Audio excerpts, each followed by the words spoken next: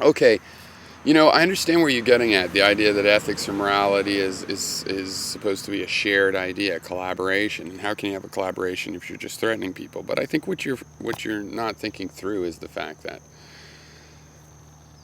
if I decide, so the frame of reference in my moral analysis, we have to say this within some frame of reference. So let's use the national frame of reference. And the moral or ethical questions is how should we treat each other as members of this common thing, this nation.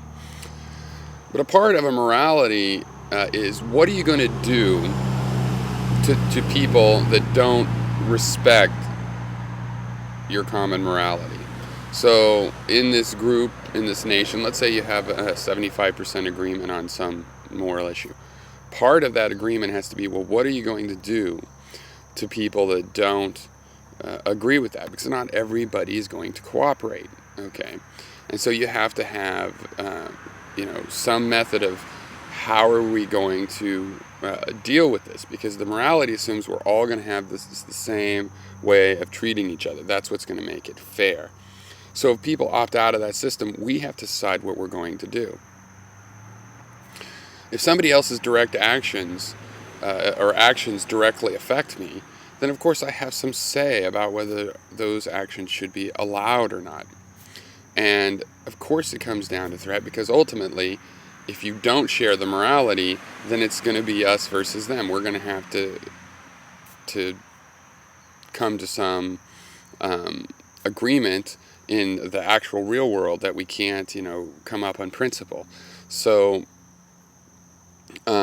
every system, has that. You can't call it a moral system and say, but if people opt out and they steal from me, I can't do anything because they didn't agree with me on the morality of stealing.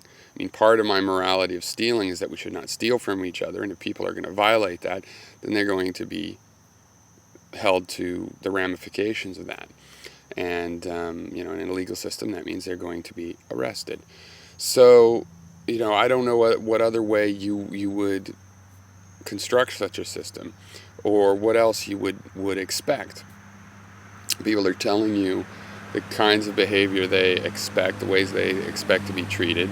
And if you violate that, then you're going to be faced with the ramifications being whatever they can do to stop you.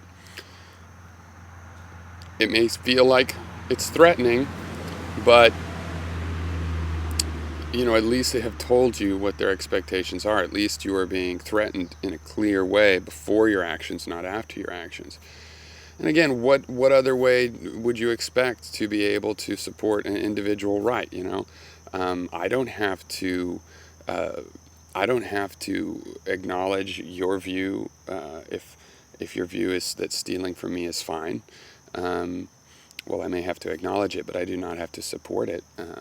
So what else would you expect? But that at that point I say, well, listen, if we all act morally, I'll follow these laws. I'll have non-aggression against you.